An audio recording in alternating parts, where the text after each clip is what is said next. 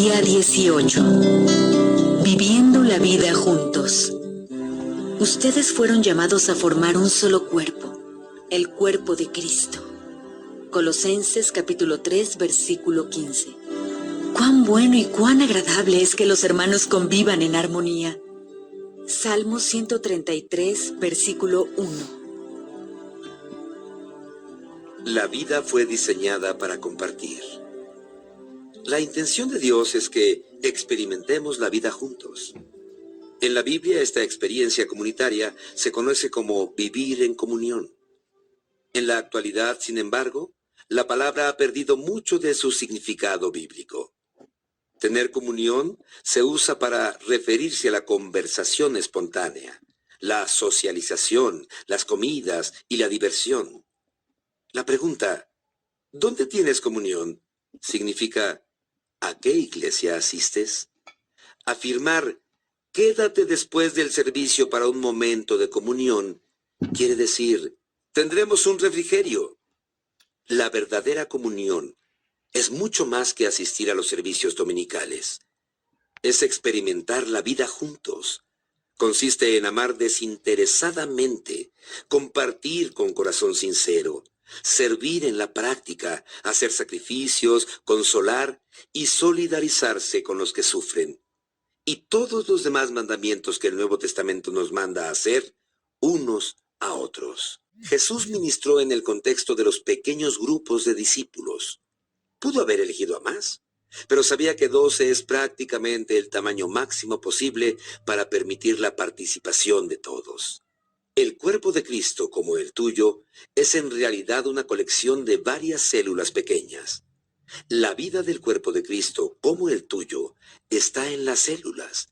Debido a esto, todos los cristianos necesitan estar comprometidos con un pequeño grupo dentro de cada iglesia, ya sea uno de reflexión en los hogares, una clase de la escuela dominical o un grupo de estudio bíblico. En la comunión verdadera, experimentamos autenticidad. La comunión auténtica no es superficial. Consiste en la expresión genuina de corazón a corazón desde lo más íntimo de nuestro ser. El verdadero compañerismo ocurre cuando la gente es honesta con lo que es y con lo que sucede en su vida.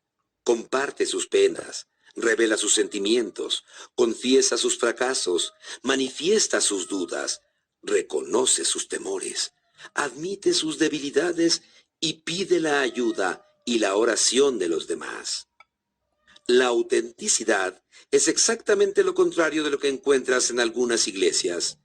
En estas, en vez de una atmósfera de sinceridad y humildad, hay fingimiento, roles, politiquería, una cordialidad superficial y una conversación trivial.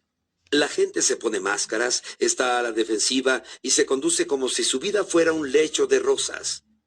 Estas actitudes matan la verdadera comunión. Podremos experimentar la verdadera comunión solo si somos transparentes en nuestra vida. La Biblia dice, si vivimos en la luz, así como Él está en la luz, tenemos comunión unos con otros.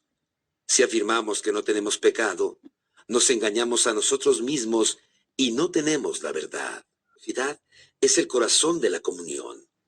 La construcción de relaciones recíprocas, compartiendo responsabilidades y ayudándose unos a otros. Pablo dice que desea que nos ayudemos entre nosotros con la fe que compartimos.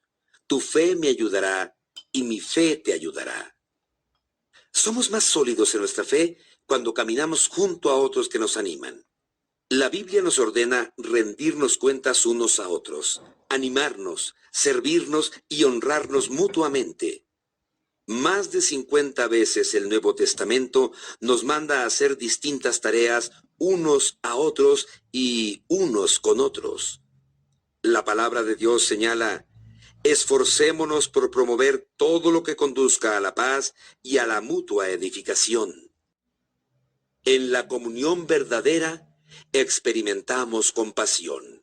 La compasión no se limita a dar consejos o a una ayuda rápida y cosmética. La compasión implica comprender y compartir el dolor de los demás. La compasión dice, entiendo lo que te está pasando y lo que sientes no es raro ni es una locura. Hoy también se conoce como empatía, pero la palabra bíblica es compasión.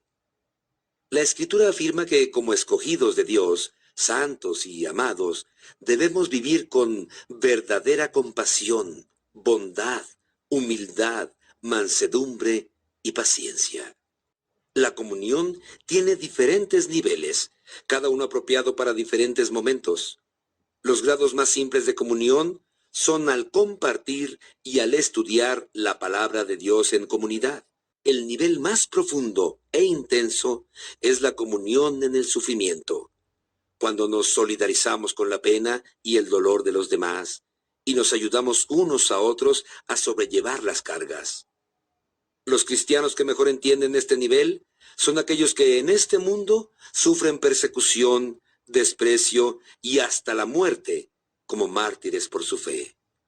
La palabra de Dios nos manda, cuando tengan dificultades, ayúdense unos a otros. Esa es la manera de obedecer la ley de Cristo. Cuando las circunstancias nos aplastan y nuestra fe se derrumba, es cuando más necesitamos a nuestros amigos creyentes. Necesitamos contar con un pequeño grupo de amigos que tengan fe en Dios por nosotros para permitirnos salir adelante. En la comunión verdadera experimentamos misericordia. La comunión es un lugar de gracia, donde en vez de enfatizar los errores, estos se resuelven. La comunión se genera cuando la misericordia triunfa sobre la justicia. Todos necesitamos misericordia porque todos tropezamos y caemos y necesitamos que alguien nos ayude a ponernos en pie y en camino. Necesitamos brindarnos misericordia unos a otros y estar dispuestos a recibirla. Dios declara que cuando alguien peca, debemos perdonarlo y consolarlo para que no sea consumido por la excesiva tristeza. Como somos pecadores e imperfectos, inevitablemente nos lastimamos. En ocasiones lo hacemos intencionalmente y otras veces sin mala intención. La misericordia de Dios es el motor que nos motiva a mostrar compasión a los demás. Recordemos que nunca se nos pedirá perdonar más de lo que Dios nos perdonó a nosotros.